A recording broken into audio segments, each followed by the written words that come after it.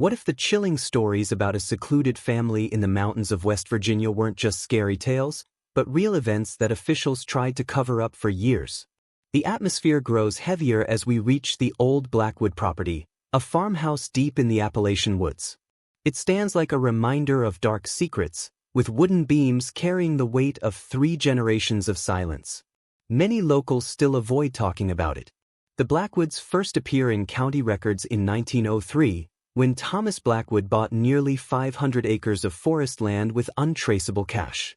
He arrived with his wife Martha and their 7 daughters, ages 4 to 16. Back then, families moving into remote areas wasn't unusual, as many wanted to escape city life and live off the land. The local paper, the Westland Courier, only noted briefly that Mr. Blackwood wished for privacy and planned to live apart from what he called the corrupting influence of modern society. Harold Jennings, a former county clerk whose grandfather handled the original deed, gave researchers old family records. These showed that Blackwood paid nearly twice the land's value, but only if no one asked about his past. The clerk's private notes described him as a frightening man with odd religious beliefs, keeping his daughters unnaturally quiet and obedient. Martha signed her part of the deed with a simple X, hinting at either illiteracy or something more troubling about her place in the family. The family quickly built a 2-story house and several outbuildings, all without hiring locals. Store ledgers showed large orders of supplies and heavy equipment that normally required several people to haul up the steep mountain roads. Yet no one ever saw anyone but Thomas collecting them. Elijah Crawford, a postal worker whose father once delivered along that route, shared an entry from his father's journal. For 3 years of deliveries, he never once saw the women or daughters, though he often heard female voices inside the house. Thomas always intercepted him before he got close, accepting newspapers but refusing any mail that needed signatures. One entry from April 1907 described a disturbing moment. He heard what sounded like a woman crying in the barn. Thomas claimed it was a calf separated from its mother, but the carrier wrote that he knew the sound of human distress when he heard it. The first official sign that something was very wrong came in the winter of 1908. Medical records show that Dr. Samuel Porter was called to the property during a snowstorm for what was said to be a difficult birth. His sealed notes, released in 1965, reveal that it was not Martha giving birth, but the eldest daughter, Catherine, who was 21 at the time. The doctor wrote that she seemed terrified and, upon examination, he realized it was not her first pregnancy, despite no record of her being married. When asked about the father, Thomas reacted angrily, insisting the doctor focus on the patient, not morality. What troubled Dr. Porter most was Catherine's response to her father entering the room. She trembled with fear instead of finding comfort in his presence. His notes described the delivery of a healthy baby boy, but the final part of his report included an observation that would later prove crucial to the investigation. As Dr. Porter prepared to leave the farmhouse, he noticed 6 other young women standing quietly in the shadows of the hallway. At least 2 of them appeared to be pregnant. When he tried to speak with them, Thomas Blackwood quickly ushered him out and warned him not to return without permission. The doctor later wrote that he was deeply worried for the women's safety but felt powerless, given how isolated the family was and how rarely the law reached that far into the mountains. Not long after, county records show that Deputy William Hargrove made a brief inquiry at the property. His report was only 3 sentences long, stating simply that the Blackwood family seemed private but not in distress, and that no illegal activity was found. Years later, evidence would reveal that Blackwood had been making generous contributions to the sheriff's re-election fund and to certain local charities, which explained why concerns were consistently ignored. The next breakthrough came in the autumn of 1910, when a hunter named Jonas Miller came across a hidden burial ground at the edge of the Blackwood property. The graves were covered by brush and marked only with plain wooden crosses, some of which were small enough to suggest infants. Miller counted 11 in total. When he reported the discovery to Sheriff Taylor, the sheriff allegedly dismissed it, saying what families did on their own land was their own business, especially when it came to burials. This disturbing discovery might have remained hidden if not for the drought of 1911. With water supplies drying up, the Blackwoods were forced to travel farther from their land. During one such trip, 16-year-old Elizabeth Blackwood, the youngest daughter, met a traveling Bible salesman named George Hartford. In a series of letters later found in an investigation, Hartford described Elizabeth as painfully shy and completely unaware of the outside world. She begged him for books but insisted he never tell her father about their meeting. Hartford began leaving books for her at a rock near the property line, and over 2 months, they exchanged secret letters. In them, Elizabeth described life inside the Blackwood home. She wrote that her father preached about the world being full of sin and claimed God had chosen him to build a pure bloodline through his own children. She revealed that when each of her sisters turned 13, they were taken to a locked room in the East Wing and forced into what he called their divine purpose. Elizabeth wrote that their mother had once tried to stop this when it first began with Catherine, but Thomas locked her in the root cellar until she no longer resisted. The letters also described how Thomas had created his own religious rules, warning that the end of the world was near and only his family's purity would survive. Elizabeth explained that all of her sisters had become pregnant multiple times, but many of the infants did not survive, something she called the sickness that comes when father's blood is mixed too closely. Those who died were buried in the hidden cemetery Jonas Miller had found. The surviving children were raised with the same strict teachings, meant to carry on what Thomas called God's experiment in purity. In her final letter, Elizabeth wrote something that deeply troubled Hartford. She said her father was preparing her nephew, Thomas Jr., for his sacred role once he turned 16, so the bloodline would continue even if something happened to him. Elizabeth admitted she could not bear the thought of her sister's son being forced into the same cycle. She said she planned to escape during the spring supply trip and would try to take some of the younger children with her. She ended with a plea: if Hartford did not hear from her by May 1st, he should alert state authorities in Charleston, not the local sheriff, who had been paid to keep quiet. Hartford never received another letter. He waited until May before going to Charleston to report what he knew. But the case was delayed by arguments over jurisdiction and the distraction of World War I. A proper investigation wasn't launched until 1915, when state investigator James Morrison took charge. His careful notes later became the foundation for everything known about the Blackwood case. Morrison's early interviews showed that many locals had long suspected something was wrong but had chosen to look the other way, creating a culture of silence around the Blackwoods. Some neighbors defended the family's privacy and religious rights, while others admitted they feared Thomas Blackwood's violent temper. The most troubling fact was that several county officials who should have stepped in had instead been receiving financial benefits from him. With Hartford's letters and growing testimony from locals, investigator James Morrison obtained a warrant to search the property in June 1915. His official report, kept classified until 1967, detailed what his team found. The main house appeared abandoned, with signs the family had left only 2 weeks earlier. Inside, the rooms were arranged with strict order. Thomas had his own quarters in the West Wing, his 7 daughters shared dormitory-style rooms in the South Wing, and the North Wing served as a nursery with 11 beds of different sizes. In the East Wing, behind a reinforced door, the team found what Elizabeth had described in her letters as the special room. It contained a large bed covered with white sheets, walls lined with writings that experts later confirmed came from no known scripture, and a crude altar. On it lay a leather-bound journal kept by Thomas Blackwood. This journal, spanning 12 years, became the most critical evidence.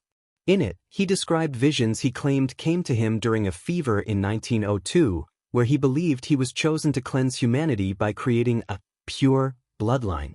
The entries detailed his breeding program with his daughters, complete with schedules, fertility tracking, and notes on which combinations produced stronger offspring. Even more disturbing were his plans for the next generation, instructing that his grandsons should one day continue the same practices with their own mothers and sisters. Yet the most shocking discovery came from the root cellar. Behind a false wall, the investigators found Martha Blackwood, Thomas's wife, chained to a support beam. She was severely malnourished and deeply traumatized. The medical examiner reported that she had been held in these conditions for about 7 years, barely kept alive.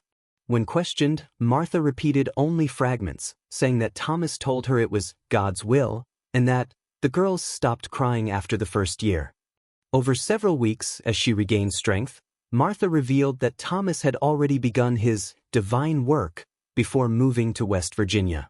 Catherine, their eldest daughter, had given birth before they ever bought the property. Martha said she had tried to escape with the children in 1908, but Thomas locked her in the cellar, where she remained imprisoned. From then on, she only knew what was happening through muffled sounds and short moments when Thomas brought her food. Despite the shocking discoveries, Thomas, his daughters, and the surviving children were nowhere to be found. Searches of the surrounding forest uncovered only the hidden cemetery, which now contained 17 graves, some freshly dug. A nationwide alert went out, but the family had vanished. By 1921, the investigation was closed without resolution, and the Blackwood file was marked unresolved. Decades later, in 1946, a routine audit of unclaimed safety deposit boxes at the First National Bank of Charleston revealed one rented by Thomas Blackwood in 1914. Inside, investigators found a map marking 3 additional properties in Tennessee, Kentucky, and North Carolina, as well as documents that created new identities for each of his daughters and their children. A letter addressed to the finder gloated that his divine lineage would spread undetected across the region as part of his apocalyptic mission. FBI records declassified in 1975 show that a task force was formed to investigate these properties. What they discovered was a hidden network of isolated communities, each centered on one of Thomas's daughters and her descendants.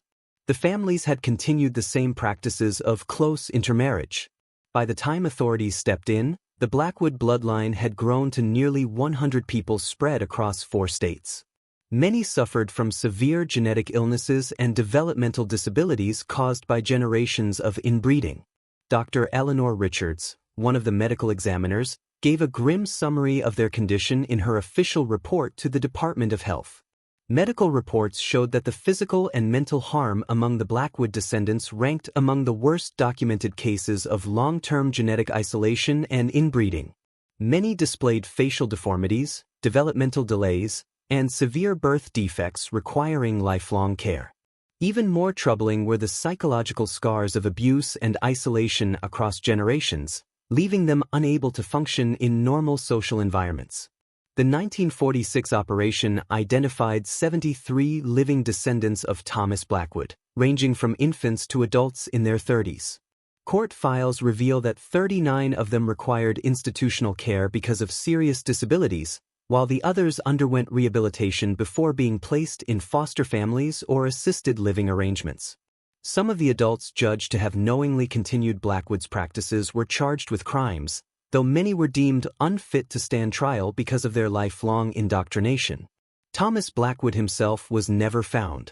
The last confirmed trace of him was a property purchase in Georgia in 1932, when he would have been around 70 years old. Some investigators believed he died in the 1930s, while others suspected he created yet another hidden community that was never discovered. The FBI kept his case open until 1960, when it was officially closed with his status listed as presumed deceased. During rehabilitation, several older descendants told investigators about other families that Thomas had supposedly established as far away as Oregon and New Mexico. They claimed he spoke of 17 separate branches of his bloodline across America, each living in secrecy but following the same rules. Social worker Ethel Jenkins recorded one chilling statement from a survivor. "Grandfather said when the end came, we would know each other by the mark we carry, and together we would inherit the earth. He told us there were hundreds of us now, all keeping the bloodline pure." FBI analysts believe these words were more likely part of the propaganda used to control the family than actual fact. Still, quiet investigations were launched in several western states. Records show that 2 isolated communities in Oregon and Arizona were found with unusual genetic disorders and high levels of social isolation, but no direct connection to Blackwood could be proven. These leads were eventually dropped. The Blackwood case is remembered as one of the darkest examples of abuse and isolation in American history. It was made possible through a mix of remote geography, community silence, and official negligence. The true scope of Thomas Blackwood's actions will likely never be fully known, as many records were sealed to protect survivors. What is certain is that the consequences of his crimes stretched far beyond his lifetime. In a 1970 interview, Dr. Eleanor Richards, who worked with survivors throughout her career, explained what made the case uniquely disturbing. It was not only the abuse itself. Thomas Blackwood built an entire closed society around his delusions. He didn't just commit crimes, he created a system designed to keep going after him.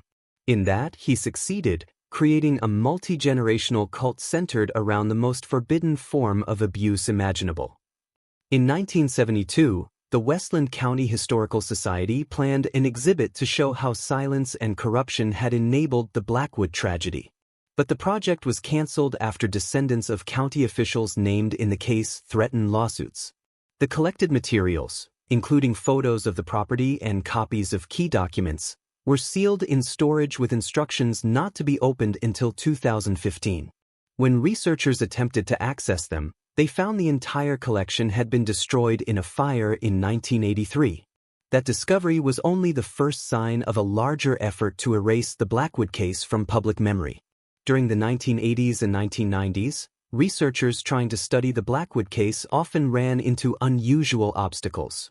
Files went missing from archives, access to records was denied, and in some cases, they even received warnings to stop their work. Dr. Martin Lowry, who attempted to publish a full account in 1988, reported receiving anonymous letters that included personal details about his family, information that was not publicly available. Court records unsealed in 2010 revealed that several powerful families in West Virginia, Tennessee, and Kentucky had worked to suppress information about the case because of undisclosed ties to Blackwood's extended family. In 1995, an unrelated medical study uncovered genetic markers that showed up repeatedly among dozens of people across the Appalachian region, suggesting that the Blackwood bloodline had spread much further than investigators in 1946 had believed. Former FBI analyst Richard Torres reviewed the files before his retirement in 2002. Based on population data and limited genetic testing, he estimated that between 500 and 800 living descendants of Thomas Blackwood could still be in the United States. Most, he said, would have no idea of their connection to the case, being many generations removed. But he also warned that some isolated branches may have continued Blackwood's practices into modern times, especially in remote rural areas. His warning gained weight in 2005, when police in rural Idaho discovered a compound of 37 people living in conditions strikingly similar to those described in the original case. Their leader, who called himself Thomas Shepard, possessed a handwritten copy of Blackwood's religious teachings and claimed to have received them through divine visions. DNA testing later confirmed that Shepard was likely a great-grandson of Thomas Blackwood. This Idaho discovery renewed government interest in the extended family, though privacy laws and ethical challenges made tracing descendants difficult.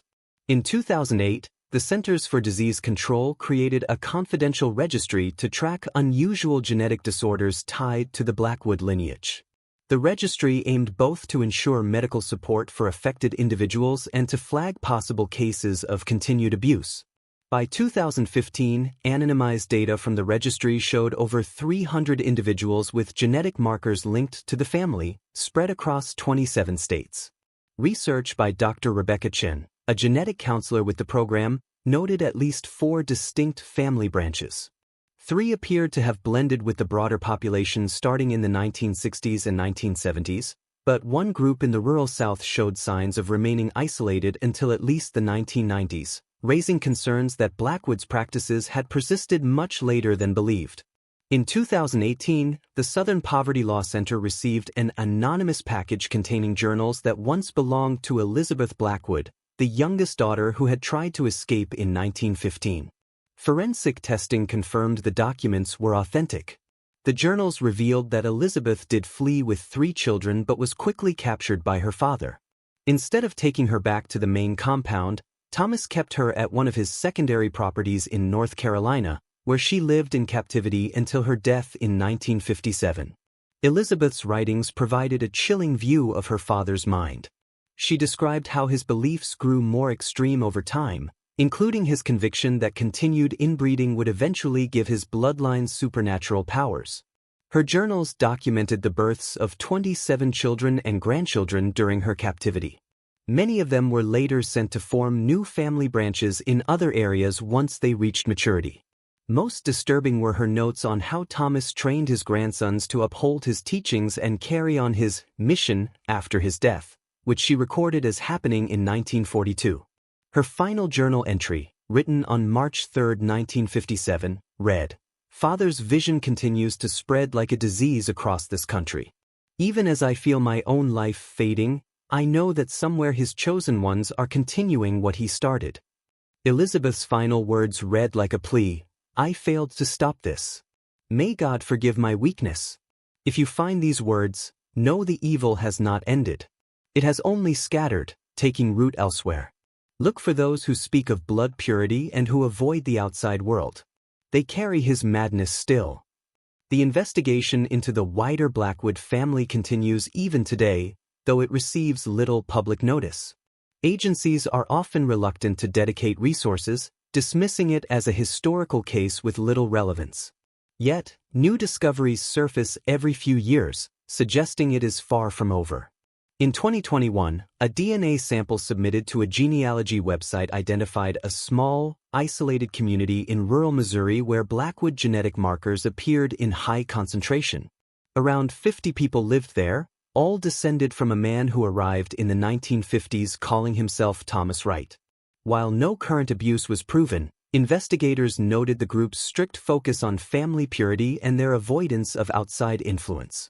Dr. James Harrison, who has studied the case for over 15 years, explained, "What makes this uniquely disturbing is its longevity.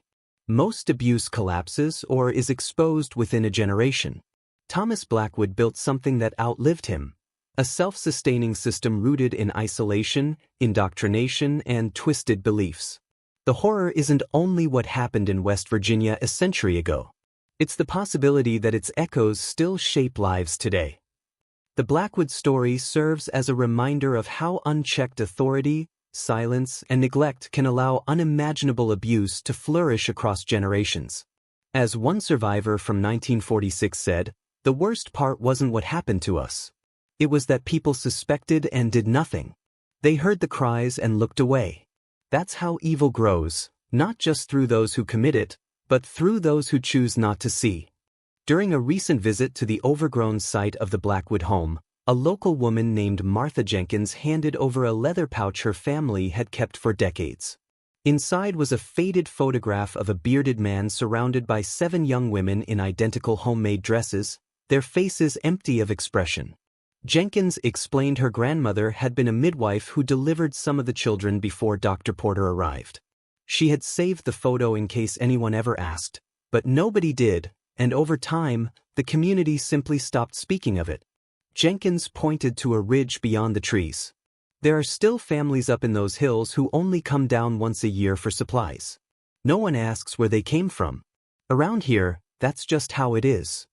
When asked if she believed they were connected to the Blackwoods, she hesitated, glanced at the forest, and said softly, "I couldn't say. But sometimes, when the wind moves just right, you can almost hear something. Maybe singing, maybe crying. Some things are better left alone, especially after so many years." As the research team left Westland County, Dr. Harrison gave one final reflection, captured on a recorder. "The most terrifying part of the Blackwood story isn't only what happened. It's how easily it happened. A man with dangerous delusions created a closed system of abuse that may still ripple through society today. It forces us to ask, what other men like him still exist in hidden corners, beyond oversight? And how many people must suffer before their voices can no longer be ignored?" The FBI still keeps the Blackwood file open in its cold case division, updating it as new genetic and historical evidence surfaces. For the descendants who have been identified and reintegrated, the burden of that history continues to shape their lives. And somewhere, perhaps in the most remote parts of the country, the last traces of Thomas Blackwood's vision may still be unfolding, unseen, unheard, and unacknowledged by the outside world he so completely rejected. The Blackwood case does not sit quietly in the annals of forgotten history. It remains a living scar, a reminder of what can happen when secrecy, power, and silence join together to protect abuse. Even though the first reports date back more than a century, the echoes continue to reverberate through court files, medical records, and whispered stories carried by families who still live in the shadow of Thomas Blackwood's name. What makes this case so deeply unsettling is its longevity. Most family abuse cases collapse within a generation, either exposed by outside authorities or fractured from within. But the Blackwood story was different. Thomas did not simply commit crimes. He built a framework, a system that could reproduce itself long after he was gone.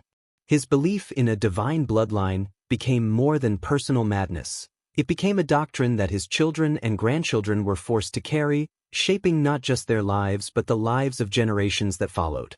By combining religious imagery, isolation from the outside world, and rigid authority, he created what amounted to a self-perpetuating cult.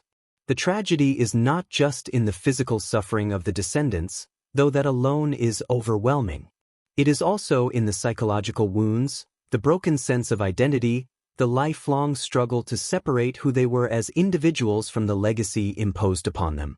Medical teams who worked with survivors in the mid-20th century noted that many of them could not imagine a life outside of the system they were born into. To them, the outside world was not salvation but threat.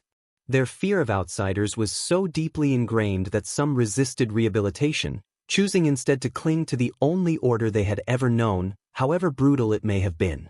This highlights one of the most chilling truths about the case. Abuse, when wrapped in the language of faith and family, can become normalized to the point that victims defend it. Thomas Blackwood understood this, and he used it as a weapon. By casting himself as God's chosen vessel and framing his rules as divine law, he stripped his family of the ability to question him. And the community around them, whether through fear, indifference, or self-interest, allowed it to continue. This combination, internal indoctrination and external silence, was the soil in which his system thrived. Even after law enforcement and investigators intervened, the story did not end. Time and again, evidence emerged suggesting that branches of the family had taken root in other states. Each discovery, whether in Idaho, Missouri, or the Deep South, proved that the case was not an isolated event but a spreading phenomenon, one that remained hidden because of geography, secrecy, and neglect. Genetic testing in recent decades has only deepened this concern, revealing markers tied to the family across dozens of states. While most of these individuals live ordinary lives, unaware of their connection, the possibility that some groups still practice Thomas's teachings lingers like a shadow. The story also forces us to confront uncomfortable truths about institutions. Authorities had multiple opportunities to intervene earlier. Doctors, neighbors, local officials, and even clergy suspected something was wrong, yet too often they looked the other way. Some feared Thomas's temper, others respected his claim to religious freedom, and still others were directly benefiting from his wealth. This is why the Blackwood case is not just about one family's tragedy. It is about the failure of a community, and by extension, the failure of society to protect the most vulnerable when silence seems easier than confrontation. The destruction of records, the threats to historians, and the mysterious disappearance of archives raise yet another question. How many powerful families had reason to keep this case buried? Court documents revealed links between the Blackwoods and respected families in multiple states, ties that may explain why so much effort went into erasing evidence. This systematic attempt to bury the truth shows that the legacy of Thomas Blackwood was not just biological but also social and political. And yet, despite these efforts, the story survives. Survivors' testimonies, investigators' reports, and the courage of researchers have kept the memory alive. People like Dr. Eleanor Richards, who dedicated her career to helping descendants recover, or Dr. James Harrison, who continues to study the case, ensure that the lessons are not lost. They remind us that the story of the Blackwoods is not just about what happened, but about what can still happen when abuse hides behind closed doors. Perhaps the most haunting element is the sense that the case is unfinished. Each new discovery, whether a hidden journal, a cluster of unusual genetic disorders, or an isolated community with strange practices, suggests that the Blackwood vision may still be alive in places we have not yet seen. The FBI keeps the case open, not because they expect to find Thomas himself, but because they recognize that the system he built may still exist in fragmented form. And if it does, then new generations are still at risk. The broader lesson extends beyond the Blackwoods. Across history and across cultures, families and groups have used isolation and ideology to justify cruelty. What makes the Blackwood story so terrifying is how ordinary it looked from the outside. A farm on a ridge, a family that kept to itself, neighbors who shrugged off strange noises or unusual behavior. It shows how abuse can thrive not only because of those who commit it, but also because of those who suspect it and remain silent. When Martha Jenkins produced the faded photograph of Thomas and his daughters, it was not just an artifact. It was a symbol of memory, of a truth passed down quietly within a family that did not forget. Her words carried the weight of decades of silence. Nobody asked. Nobody wanted to know. That silence is as much a part of the Blackwood story as the crimes themselves. The question that lingers is whether we, today, are any more willing to see what is hidden in plain sight. In rural areas, in isolated compounds, in homes where privacy becomes a shield for secrecy, how many other Thomas Blackwoods may still exist? How many children's cries are ignored because it feels safer not to get involved? The Blackwood case forces us to ask these questions, uncomfortable as they may be. As Dr. Harrison put it, the real horror is not only in the events of the past, but in their ease. A single man's delusion became a multi-generational nightmare because the conditions allowed it. Geography, power, silence, and fear combined to make the unthinkable possible. And if those conditions can exist once, they can exist again. For the descendants who have been reintegrated into society, the legacy of their ancestry is a burden they carry quietly. Many live normal lives, but some struggle with the weight of knowing where they came from. Their resilience is remarkable, yet it underscores the responsibility of the broader society not to let their suffering be repeated. In the end, the Blackwood case is more than a story of abuse. It is a mirror. It reflects not only the darkness of one man's obsession but also the vulnerabilities in the systems meant to protect us. It shows how quickly communities can look away, how institutions can fail, and how abuse can become normalized when it is wrapped in the language of faith or tradition. One survivor's words remain the most powerful summary: the worst part wasn't what happened to us. It was that people suspected and did nothing. That is the true legacy of the Blackwood case. And it is the warning we must carry forward, that evil does not only grow through those who commit it, but through those who refuse to confront it. As we reflect on this century-long story, we are left with a haunting realization. The Blackwood file may remain open in the FBI's cold case division, but the Rayall file is written in human memory. It exists in the voices of survivors, in the hidden corners of America where silence still lingers, and in the warning it carries for the future. If we are willing to listen, the Blackwood story teaches us that vigilance is not optional. It is a duty, and it is only by fulfilling that duty, by refusing to look away, that we prevent history from repeating itself.